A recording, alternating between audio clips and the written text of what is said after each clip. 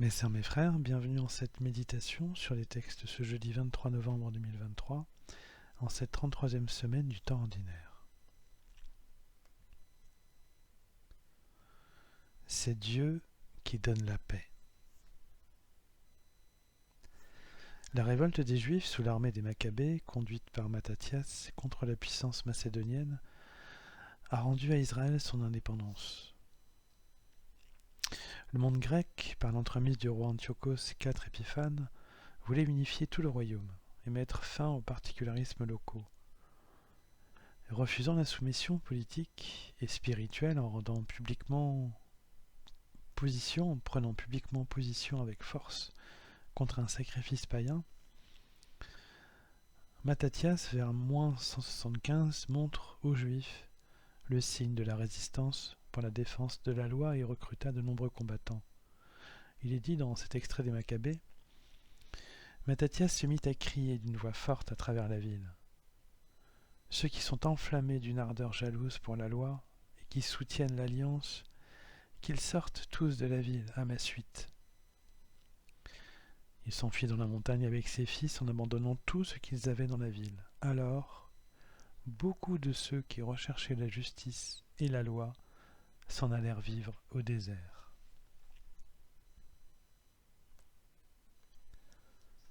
Si cette résistance est parfaitement compréhensible sur le plan politique, elle l'est moins sur le plan spirituel. Pour montrer en effet sa détermination, dans l'extrait du livre des Maccabées, Mattathias égorge même un juif qui allait faire le sacrifice païen à sa place. Les violences allaient être commises non seulement contre le pouvoir grec, mais aussi contre les frères juifs hellénisants qui avaient accepté de se soumettre et de renoncer à leur tradition et à la pratique de la loi. En réalité, nous rappelle le psalmiste, la justice appartient à Dieu seul, qui parle ici en disant « Assemblez devant moi, mes fidèles, eux qui scellent d'un sacrifice mon alliance, et les cieux proclament sa justice. Oui, le juge, c'est Dieu. »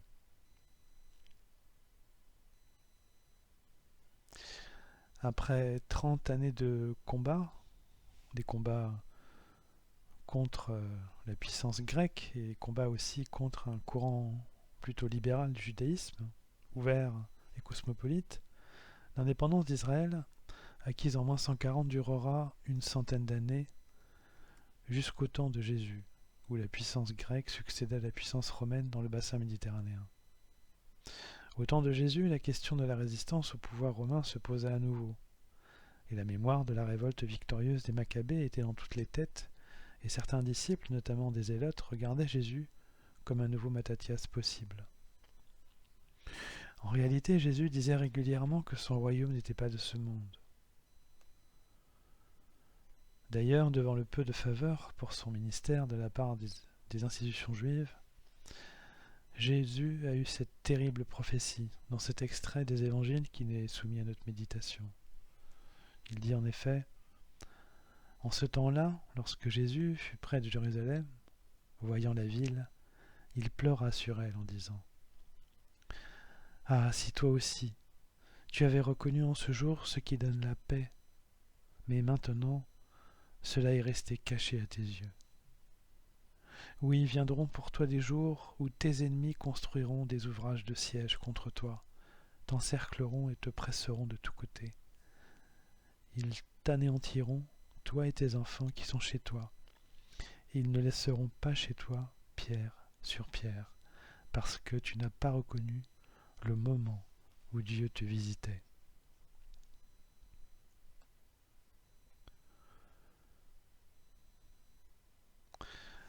Après sa mort, après la mort de Jésus-Christ, Jérusalem, en 70, fut détruite avec son temple, détruit totalement par l'armée romaine qui mena le siège de la ville. Son indépendance et son salut politique auront donc été éphémères. Il aurait mieux valu, dit Jésus, que les institutions juives reconnaissent le Messie, reconnaissent lui-même et reçoivent ainsi la protection de la ville et du temple. Le rejet de Jésus, qui l'attrista profondément, a donné une nouvelle orientation à son ministère, qui dépassa le monde juif pour s'adresser aussi aux réprouvés du monde juif, c'est-à-dire les païens et les pécheurs. C'est l'instant critique où Jésus approfondit le sens du ministère que le Père lui avait donné, pour en ressentir un profond abattement. Lui qui était le bon fils de Joseph et de Marie, élevé dans la belle tradition de ses parents et de son peuple. Il sortit donc de ce qui était, selon lui, tracé pour avancer, cette fois dans l'inconnu d'un ministère dont il comprit la portée universelle progressivement.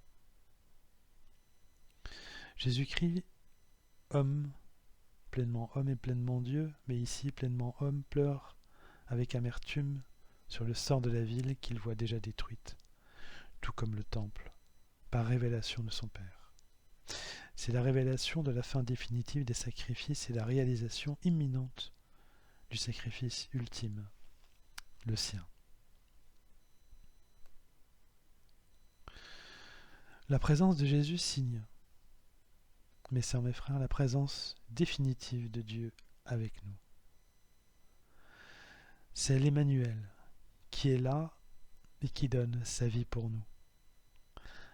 Là est la vraie paix, par-delà les soubresauts politiques et les résistances légitimes, mais provisoires.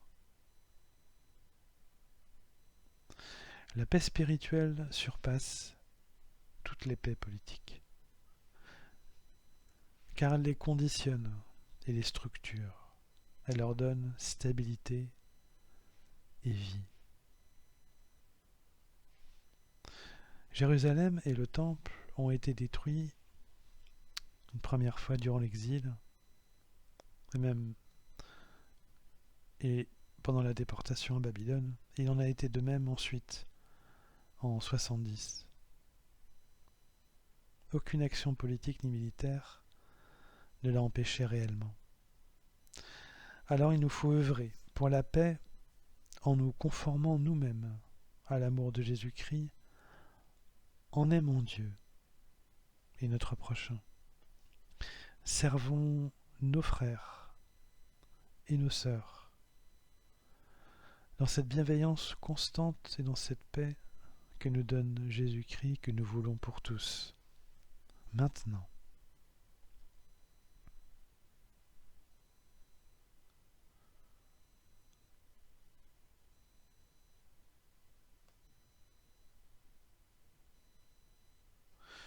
Mes sœurs, mes frères, après cet instant de méditation sur les textes de ce jour,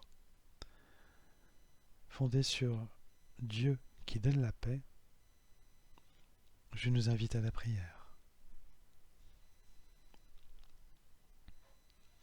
Ô Dieu, toi créateur du monde et de la vie, toi seul, par ton Fils Jésus-Christ, nous donne la paix. Car toi seul gouvernes tout ce qui vit. Que ta présence soit chaque jour plus ancrée dans ton Église et dans le cœur des croyants, qu'ensemble nous avancions vers toi pour annoncer ton évangile qui rend pur et saint et pour donner la paix à tous ceux qui ne te connaissent pas. Par Jésus-Christ, notre Seigneur. Amen.